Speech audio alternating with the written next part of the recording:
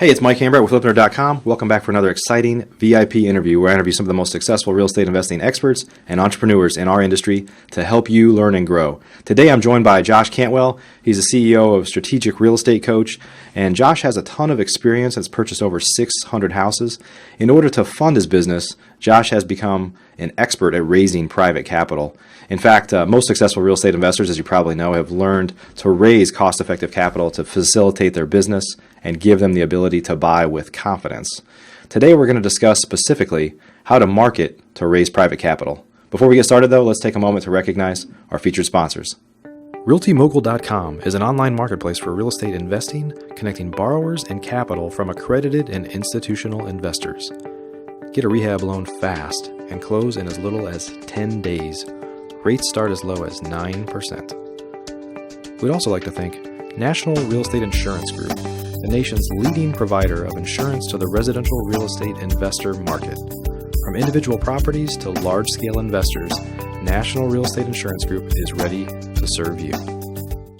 Please note, the views and opinions expressed by the individuals in this program do not necessarily reflect those of FlipNerd.com or any of its partners, advertisers, or affiliates. Please consult professionals before making any investment or tax decisions, as real estate investing can be risky. Hey, Josh. Welcome to the show. Hey, Mike. Hey, I'm doing great. How are you? Good. You're the money man. Yeah. That's been called that once or twice before, but I don't take that too serious. But yeah, we love focusing on raising private capital. Thanks for having me on. Yeah. It's such an important part of the business, and a lot of folks let it become an excuse. I can't do it because I don't have the money. For sure. You and I both know a lot of people that have been in this business for a long time. Anybody that's done this for a long time, has been an investor, has cracked the code on financing to where that's not really an issue anymore. That's right. Yeah, absolutely. It's the most important thing to me. Funding equals freedom. Yeah. And there's a lot of people out there that wholesale properties and almost unfortunately have to or kind of forced to exclusively wholesale because of lack of funding. Yeah. And when earlier in my real estate career, we were flipping a lot of short sales and doing some wholesaling. When I came out of my surgery that I had, this life-changing surgery I had back in 2011, it was interesting. I actually flipped a house while I was in the hospital and made $40,000. Wow. And then I flipped another one 2-3 weeks after that, made another $40,000. And then another one 2-3 weeks after that, made $50,000. Wow. And so came back from my surgery. We made, maybe $120,000, $130,000 in 90 days or less. And it dawned on me that was where I wanted to focus. And so just 2.5 or 3 years ago, I made a really personal decision that was going to be my expertise. I was going to interview every securities lawyer, talk to every person I could, learn everything I could about private equity. And that's my focus then, and it's been my focus now for the last 2.5 years. And you're specifically talking about rehabbing? Yes, we also own a number of rental portfolio properties. I just bought a commercial building. Yeah. When you talk about when you have access to capital, deals kind of come to you. Right. You don't necessarily always have to be marketing for deals. When you market for money and you have money, there's plenty of people who don't have money. Yeah, absolutely. And so realtors, other investors, they tend to bring deals to you because they know they can maybe wholesale it or get a commission. So even just about 3-4 weeks ago, I bought a building, a medical office building. It was appraised at $1 million. I bought it for $185,000. Wow. It's only 5 years old. It doesn't need any work. It just needs some build out inside. It's never even been tenanted or occupied. Wow. That's awesome. In a foreclosure with a developer. But when you have access to capital, sometimes that stuff just finds you, and that's what happened there. Yeah, it's interesting. You made a comment about people that feel like they have to wholesale. I talk to people all the time that are wholesalers. The problem is you're going to come across some deals sometimes that you could make a lot more money if you retail it, or you come across deals that are a little bit tight from a wholesale perspective. Like there's not a lot of opportunity to make a lot of money, but it's in a cherry area and you can retail it all day long and do really well on. So you kind of have to pass on those deals if you don't have capital, right? That's right, exactly. So we definitely do a lot of rehabs. In my own business now, I think we have 14 or 15 rehabs going on right now. Yeah. We usually carry 12 to 15 at any one time.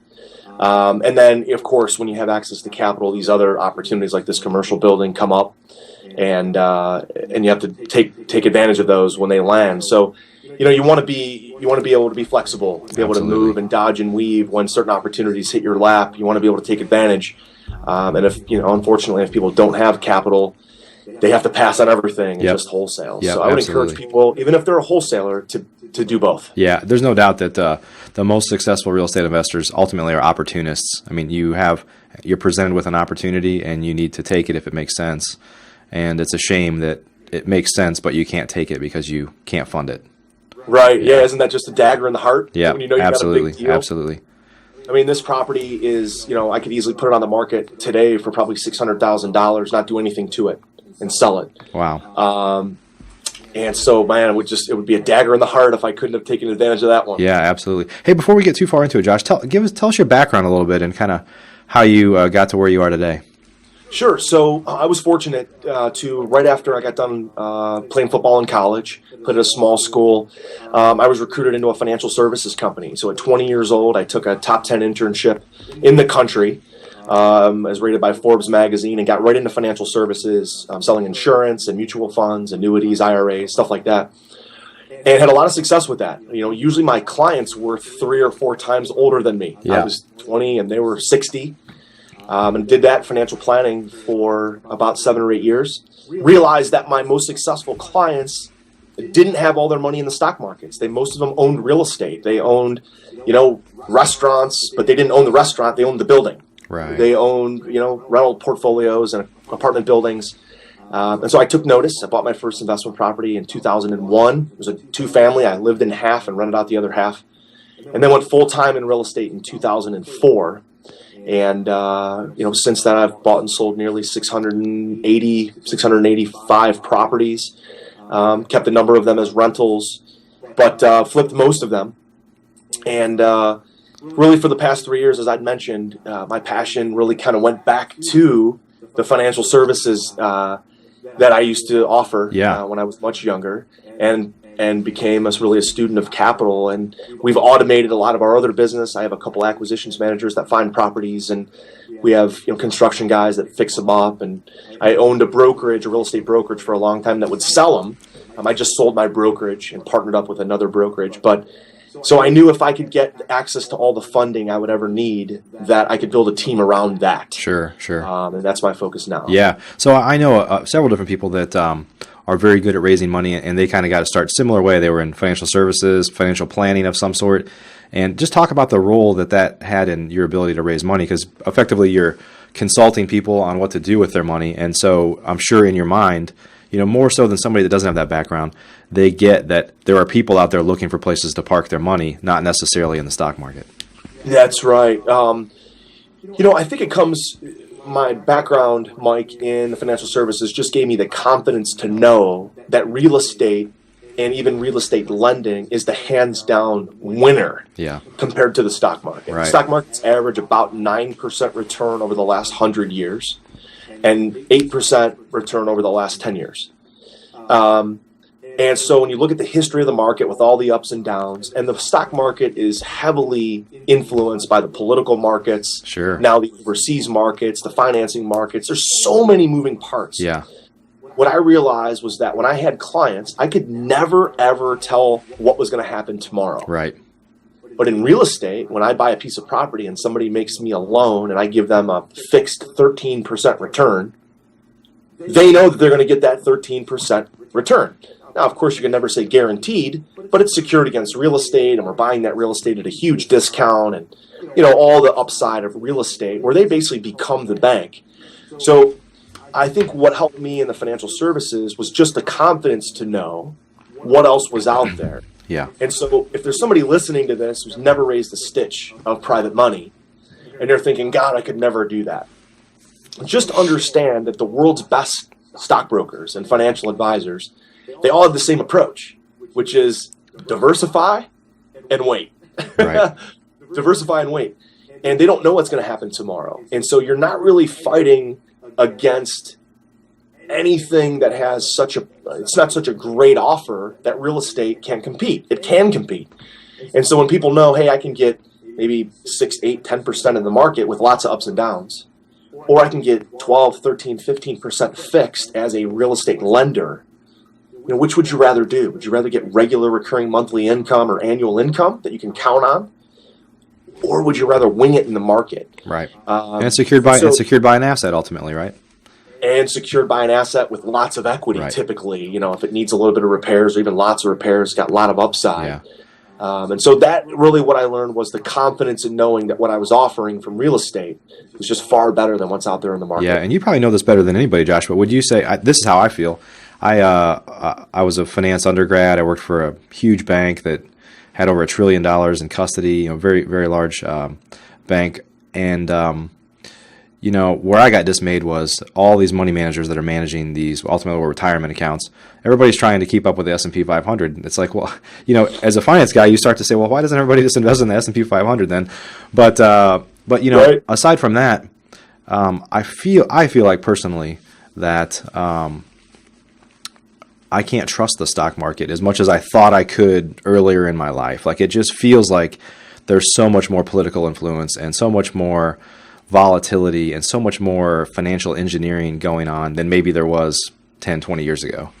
Oh, I completely agree. You Yeah. couldn't have said it better. I think the term financial engineering is key because you have certain people who are definitely influencing the market.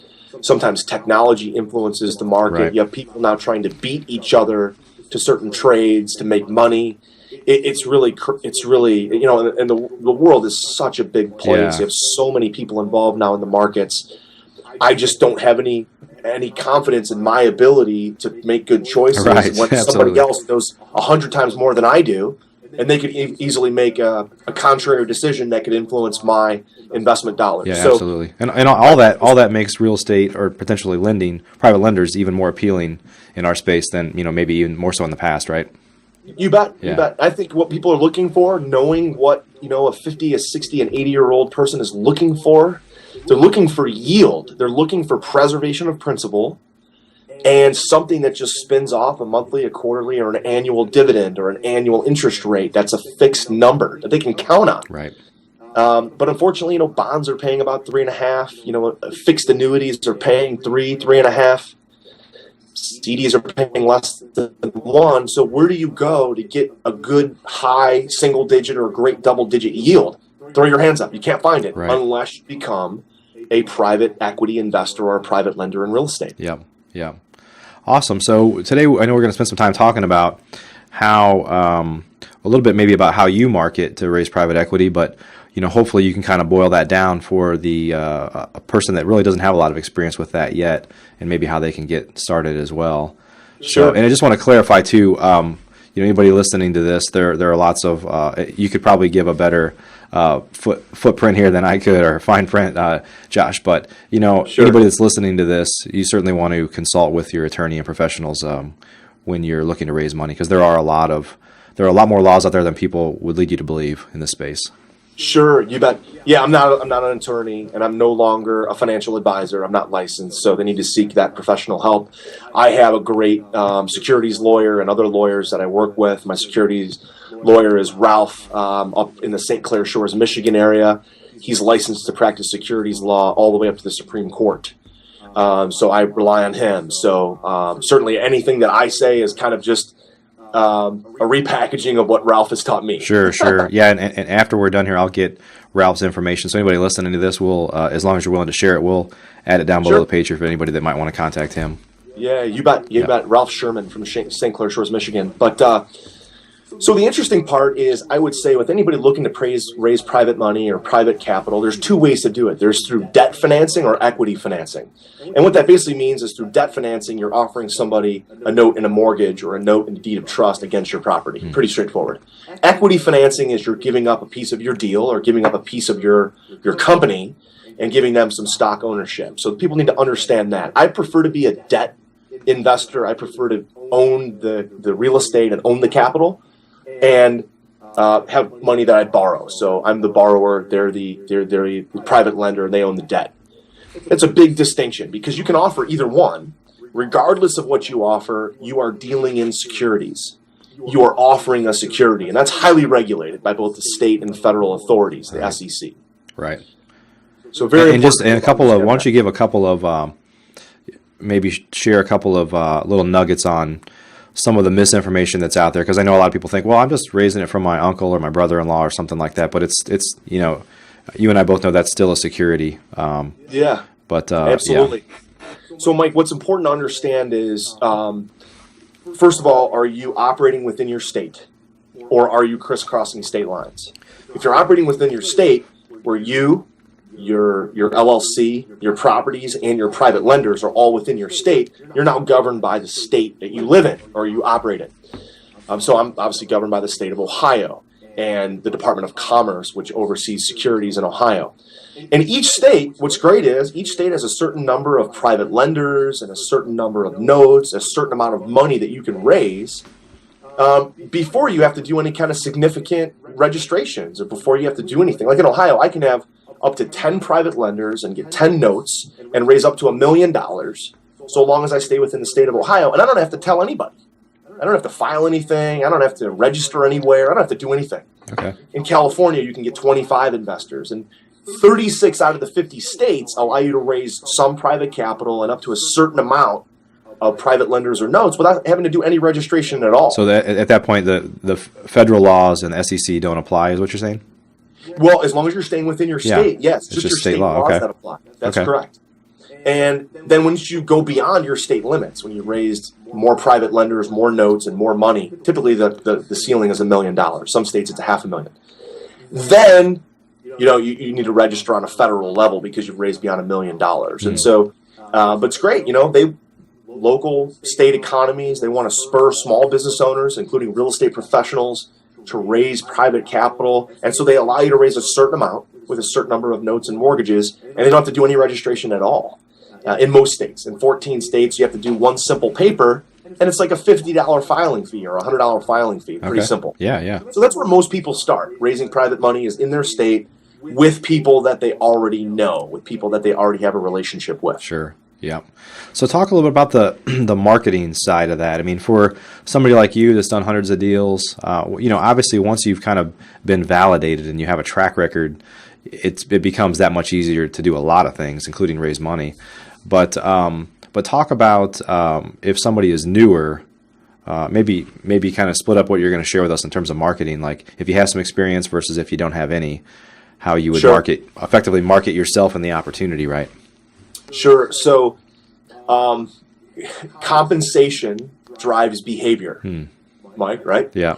So compensation, and to me, it's in when I speak and teach on webinars and stages, I typically talk about compensation and recognition drives behavior. But in the case of a private lender, it's all about money.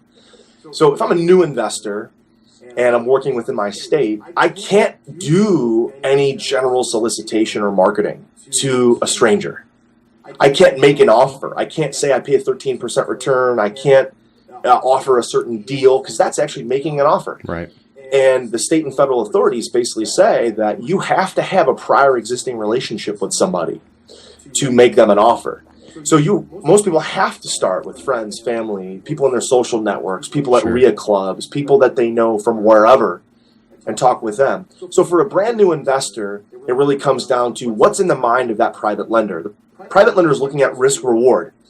And the risk is, hey, this guy's a new investor, but my reward is maybe I can get 50% of the deal. Maybe I can get a larger return on my money. Right. And so if I'm a new investor, I'd happily give up half my profits if I could get a private lender to foot and front all the money.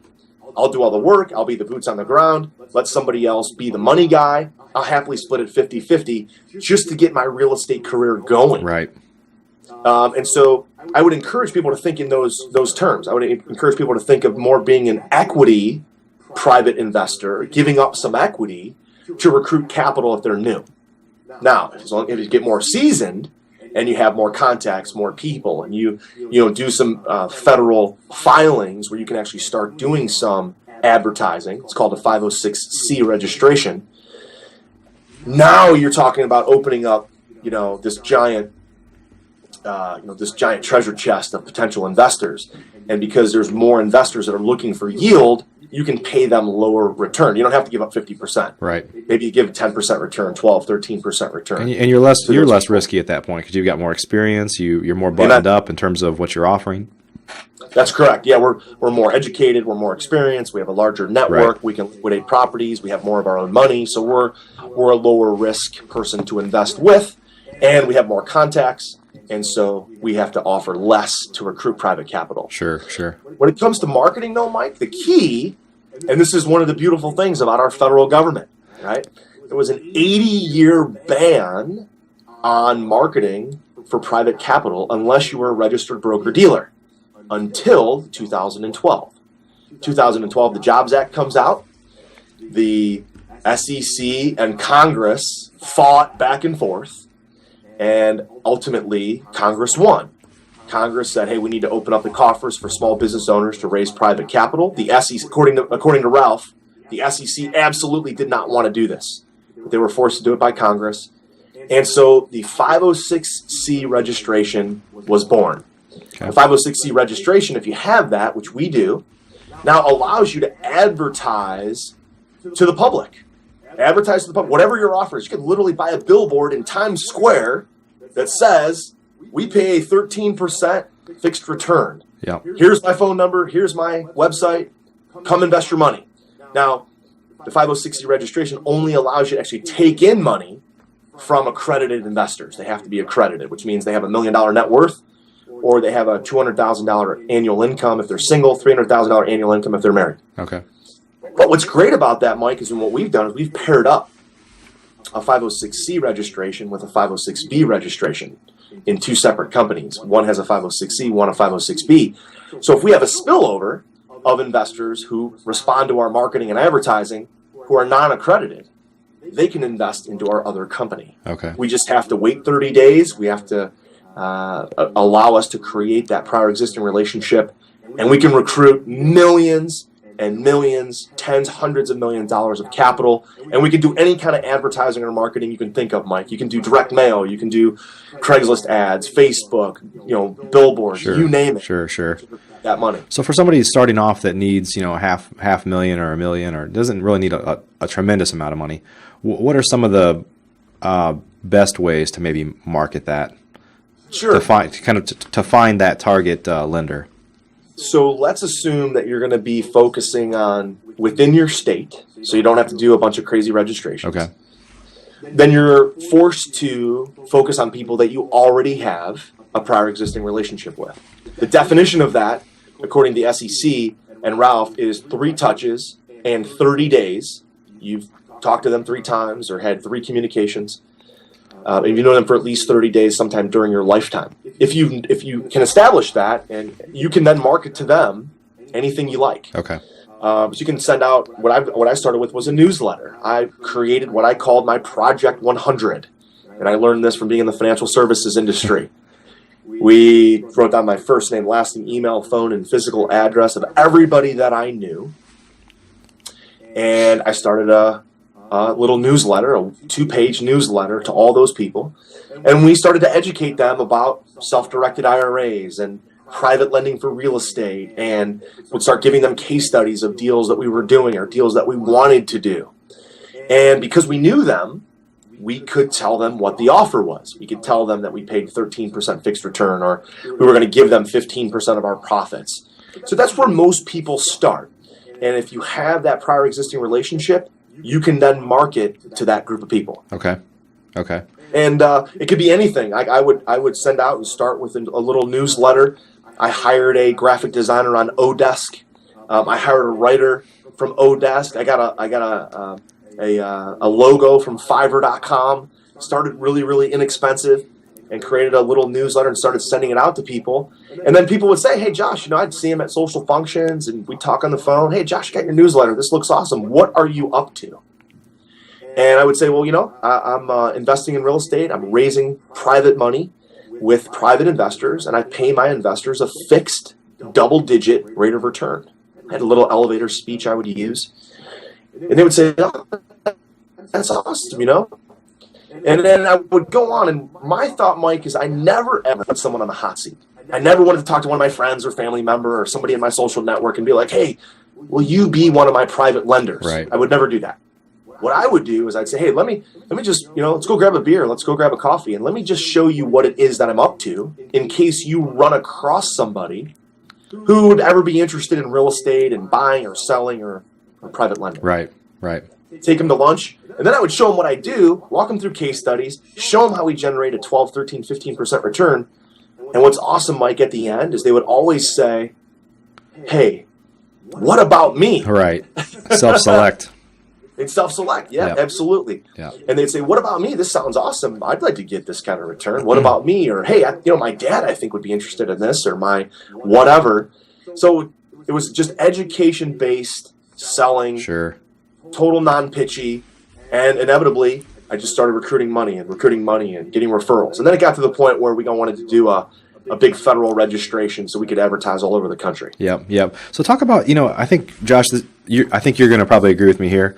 A lot of people that might be listening right now have never raised money, and what they're thinking about is how hard it is to kind of get started. But I think you'd probably agree with me when I say that once you get started, it's very easy to raise far more money than you'd ever need, which is another big problem, right? Because you've got people that are like, well, I thought we were going to work together and I thought I was going to get this return. So, for example, I personally, I have access to more capital than I could ever need. I've had to literally turn banks away or private lenders because I just don't need the money. You don't want to start that relationship with somebody and they're thinking, well, we're going to work together and I'm going to get a 10 or 12% return. And I've got $3 million to apply, or let's say $1 million, and you're like, well, that's great, but I only need like $100,000 right now. Can you just put that other $900,000 in an account and let it sit there for me in case I ever need it? Which obviously now instead of earning 10%, they're earning maybe 1% a year, back to that anyway, because most of their capital is not deployed. So how do you balance, from getting started to raising, too much money that you don't need and you can't apply? Yeah, that's a great question. All I can tell you, Mike, is what we actually did. And what we actually did was I got to that point, had more money than I needed, and I thought about, hey, well, what's the biggest challenge for most real estate investors? They don't have access to funding. Right. So I saw an opportunity to get in a situation where I could provide funding for real estate investors, and we have about 300,000 subscribers all over the U.S. and all over the world, and we have a number of thousands of students in our training programs, and I thought, that's what they need. So what we actually did was we created a private equity fund where we actually raised capital into our private equity funds from investors all over the U.S., all over the world. And then we actually underwrite, and originate loans to our students.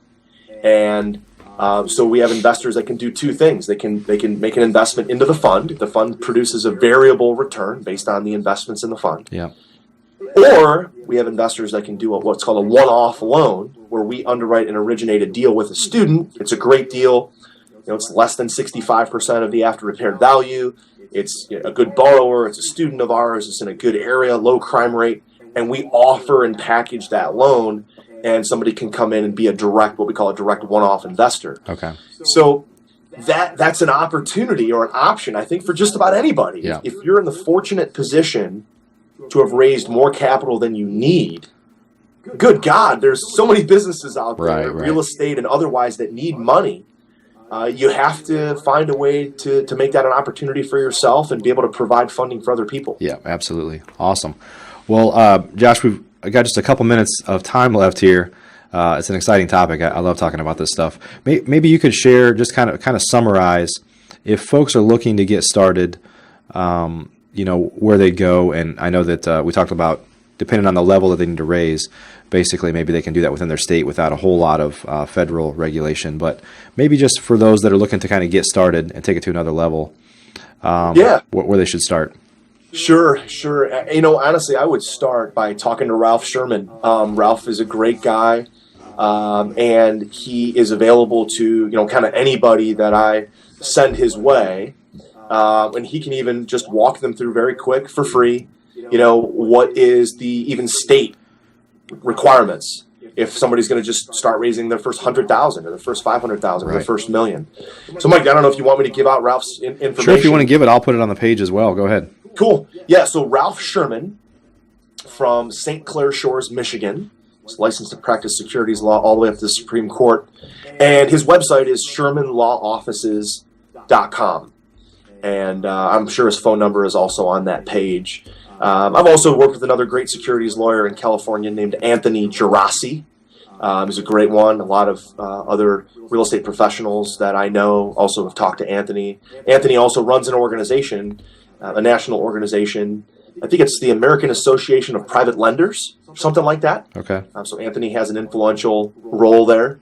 But even if they're just going to get started with their state, I would highly recommend they talk to somebody like that, just so they know, hey, what do I need to do in my state if I even want to raise $500,000? Yeah. Yeah. The second thing I would do is I would brainstorm. I'd go through my smartphone, go through my email, go through all my contacts, and think about who are all the people that are already I have a prior existing relationship with that I could talk to. Not because they're going to invest, but because they might be able to refer you to somebody, or they might be able to cheerlead for you.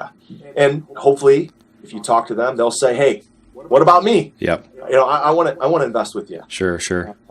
What about people that don't have what about people that don't have a track record? Sure. Yeah. That's probably, I know you kind of mentioned that maybe that's better for an equity participation type play until you get some experience. That's right. That's right. I raised my first $60,000, actually my first $150,000, Mike, before I ever did a real estate deal. I actually finished one wholesale deal. I talked to a woman who was a friend of a friend, and she was recently divorced, and she's at the gym, right, on the treadmill all the time, and I just kind of knew her. And I would just, be on the treadmill talking, and she says, so what are you up to? And I said, well, I'm getting out of the financial services business, and I'm going to invest in real estate full time, and we're looking to raise private capital, and I'll pay my investors 18% return. And she said, wow, I got $60,000. I'll give it to you tomorrow for 18%. Yeah. And she did. And then she ended up giving us another $90,000 about 6 months later. That second investment was at 10% return. And I would be in a position to make it understand what's going on in the mind of your private investor. Yeah. They're thinking risk reward. And so if you're only willing to offer 8% return and you have no experience, well, that's going to be tough because they can get 8% somewhere else with somebody who has experience. Right. I think it's also a matter of just how professional, even if you don't have a lot of experience, how professional you make yourself appear. Sure. Business cards, flyers, collateral, talking about, listening to this podcast, Flip Nerd, what you're learning about real estate, what you're doing. The other thing is just getting a second opinion from an appraiser or an inspector or a hard money lender that might look at your deal and say, hey, this is a great deal. Getting another opinion from somebody outside, a third party, absolutely, is a great way to package that up to a private lender and say, hey, look, this appraiser says the after repaired value is $200, and I can buy and repair this thing for $130. Look at all this equity. This is a no-lose situation. Right. And get a third party to help you out. Yeah. That's great.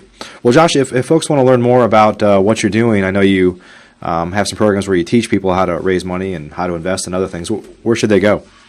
Sure. So really two spots. Our main core website where they can download one of our free reports. One of the free reports I've written, which is our most popular, is How to Quit Your Job in 90 Days, Flipping Real Estate. They can download that for free at strategicrealestatecoach.com. And our most popular blog where we have the most interaction, and we have a number of, I think there's 6 free videos and a couple free reports that, again, they can get for free, is 40kflips.com/blog. There's over 1,500 Facebook comments on that page. There's lots of free materials. They can catch us at either one of those spots. Awesome. We'll add those links down below the video for those that are listening right now. So, Josh, hey, thanks so much for your time today. Definitely appreciate it. All right, Mike. Thanks for having me on. I appreciate it. Good seeing you, and we'll talk to you again soon, my friend. You got it. Are you a member of FlipNerd.com, the most robust real estate investing platform in existence, where you can find off-market wholesale deals and great vendors literally in your market? You can get access to advice from experts and learn about local clubs and events right in your backyard. If not, please visit FlipNerd.com and register for a free account. You can register in less than a minute. It's pretty much the coolest site that's ever existed in the real estate investing industry, so get on over to FlipNerd.com.